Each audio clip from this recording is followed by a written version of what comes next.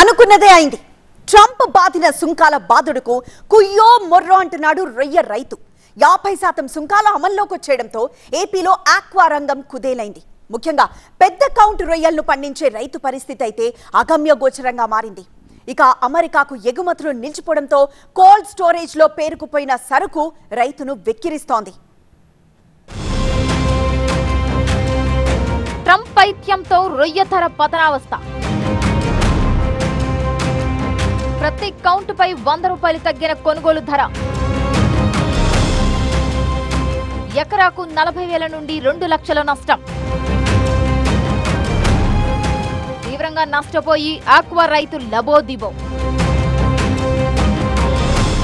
ఒకప్పుడు డాలర్ల పంటగా పేరున్న ఆక్వాకల్చర్ ఇప్పుడు రైతుకు ఉరితాడుగా మారింది. సగటున నెలకు 2,000 కంటైనర్ల రొయ్యలు అమెరికాకు ఎగుమతయ్యేవి. ఒక్కో కంటైనర్లో అధమపక్షం ₹1,00,00,000 సరుకుంటుంది.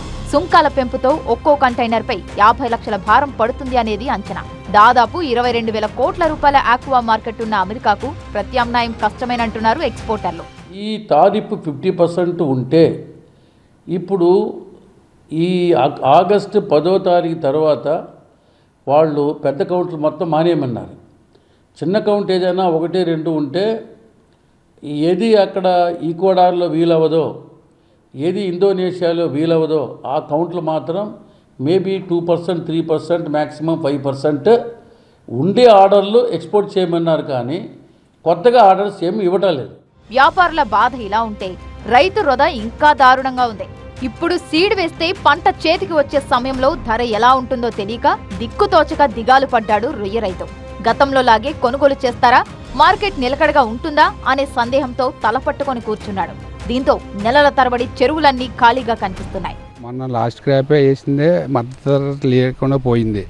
ఇప్పుడు మామూలుగా ఈ ట్రంప్ వంక పెట్టుకుని ఇక్కడ ప్రాసెసింగ్ యూనిట్లు రేటు ఎప్పుడు ఈ మనం క్రాప్ వేసిన తర్వాత ఎప్పుడు పడగొట్టేస్తారో, ఎప్పుడు 180 రూపాయల రేటు తెచ్చేస్తారో తెలంగాణ పరిస్థితి అయిపోయింది.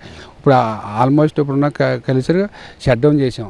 ప్రతి కౌంటు పైన 30 నుండి 100 రూపాయల దాకా తగ్గించి కొనుగోలు చేస్తున్నాయి ప్రాసెసింగ్ కంపెనీలు. దీంతో ఎకరాకు 40,000 నుండి 2 లక్షల నష్టం వస్తుందని వాపోతున్నారు రైతులు. ప్రస్తుతం ఉన్న చెరువుల లీజు, విద్యుత్ ఛార్జీలు, సీడ్, ఫీడ్ ధరలతో 100 కౌంట్ రొయ్య పండించాలంటే 290 రూపాయలు ఖర్చవుతుంది. పండించిన రొయ్యకు గిట్టుబాటు ధర దొరికే పరిస్థితి అయితే లేదు. పైగా వైరస్, వ్యాధులతో రొయ్యల చెరువులు దెబ్బతింటుంటే నష్టం ఇంకా పెరుగుతోంది. కల్చర్ చెయ్యాలా వద్దా, భవిష్యత్తులో ఎలా ఉంటుంది కల్చరు? మనం ఇప్పుడు సీడ్ వేస్తే మార్కెట్ ట్రంప్ ట్యాక్స్ ప్రభావం ఎంతవరకు ఉంటుంది? ప్రభావం లేకుండా మనం ఏం చేయగలమా అన్నది ఎక్స్పోర్టర్లో పత్రికా మీడియా పూర్వకంగా ఏమైనా ఇవ్వగలిగితే, రైతుకు భరోసా ఇవ్వగలిగితే రైతు ఒక ముందు అడుగేస్తే అవకాశం ఉంటుంది. ఏ కౌంటు రొయ్యి ఎంతకు కొంటారన్న స్పష్టత లేక రైతులు సీడ్ వెయ్యక ఆక్వా పరిశ్రమ ఎక్కడిదక్కడే ఆగిపోయింది. ట్రంప్ సుంకాల పెంపుతో నష్టపోయే ప్రతి రైతును ఆదుకుంటామని ప్రభుత్వాలు హామీ ఇచ్చినా అవి అమల్లోకొచ్చేదెప్పుడో తెలీదు. సీడ్, ఫీడ్ ధర తగ్గించి విద్యుత్ సబ్సిడీ అందిస్తే తప్ప ఆక్వా రైతు గట్టున పడేలా లేడు.